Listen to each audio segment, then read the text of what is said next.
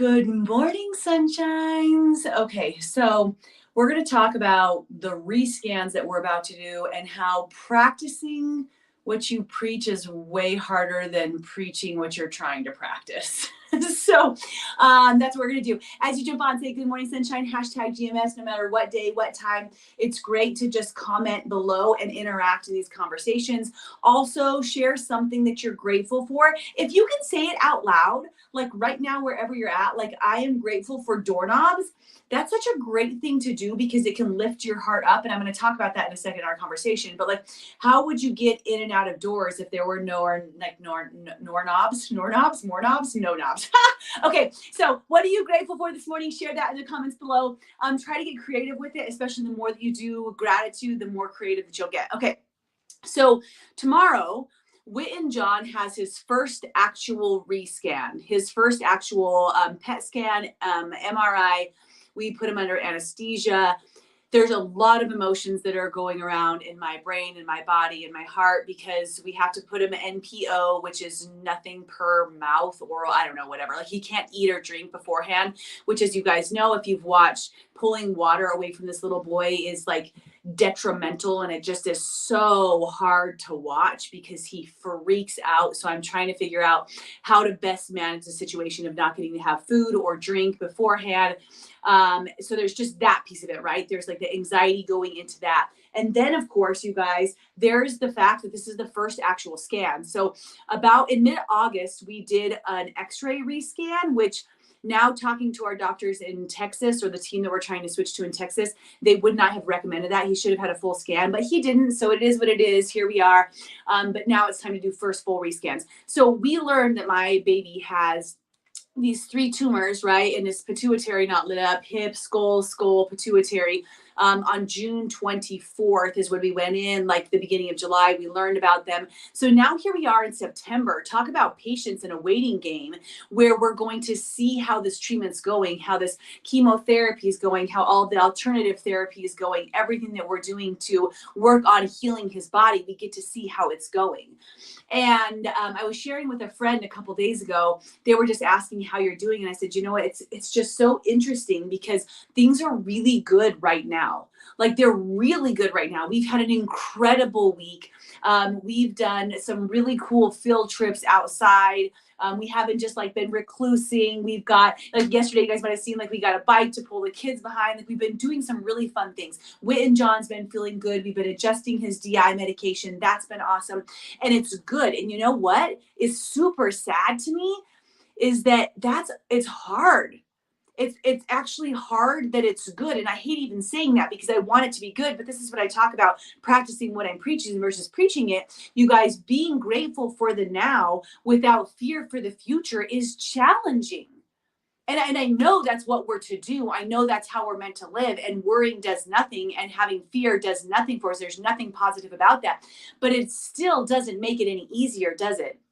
Because having, this, your life going one way, 1 minute, and then a week later, the discovery that everything is different in your world. Your baby has a rare disease. There's got tumors. There's a cancer. There's hospital visits. Your life will never be the same. Like all of this different stuff.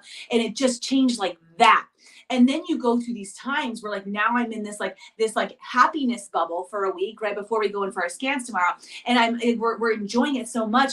And I'm having to really use my tools in my tool belt. I'm really having to use these skill sets that I've learned through I Am Journey to not be freaking the F out about what's to come, right? About when's the other shoe gonna drop. Like, right, we know that we're not guaranteed tomorrow, but that's just so freaking, how do you live in that knowledge without the fear, right? And just practice the present. So yesterday, I'm sitting there, baby Witten's taking his nap, Quincy was with grandpa, and I'm just like, I don't even know, you guys, like I'm just exhausted, right? Like, I mean, just in all sorts of ways. And I'm sitting there like, man, I'm so thankful. I'm thankful for the fundraiser. I'm thankful for everyone who out there that's supporting. I'm thankful for our happiness.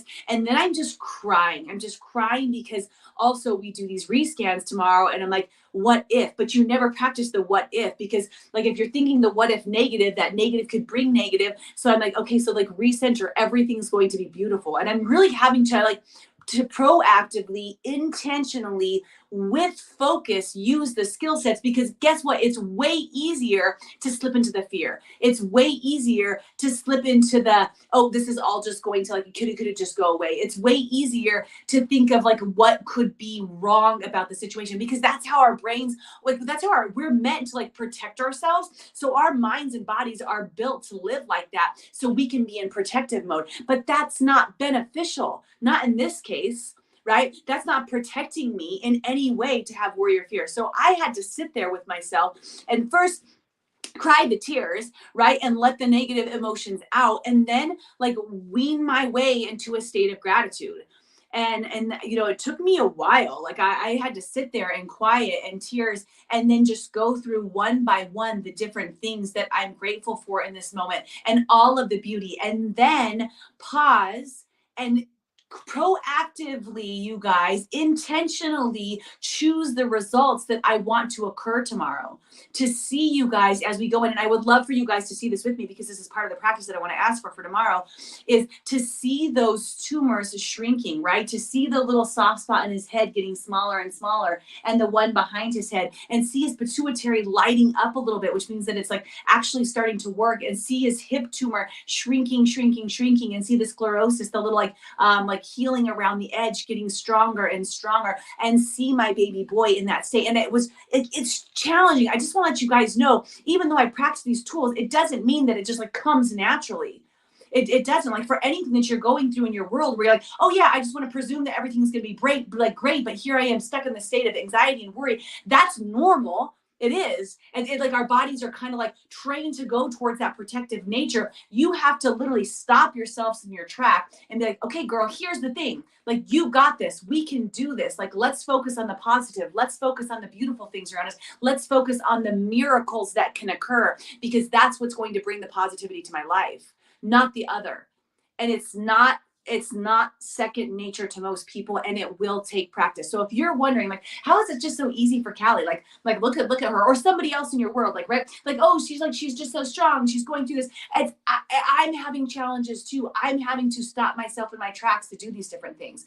So if you're going through something, know that it's okay if you need to pause and just get your shit together and be like, we can do this. Like, stop focusing on that. That's not benefiting anything. Like, let's move our focus and start with the gratitude of a doorknob if we need to, moving all the way through all of the wondrous things that can happen. That's what makes life so beautiful, right? That's what makes life joyous, and that's what choosing happy is all about. So tomorrow, as we go into our rescans, there's a couple just different things that I want to ask of you guys, if you're willing to do this.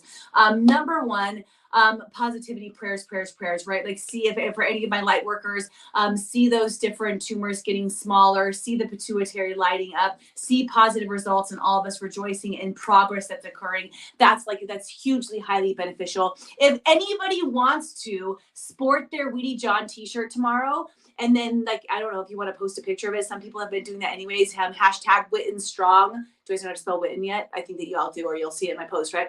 Witten Strong. Then we can just see like all that positive energy just like tangibly out in the world is so cool too. And I know some people have been temporarily changing their profile pic to Witty John's profile. So even if it's just for the day during the scans, we go in at 7 a.m. We should be done by 1 p.m.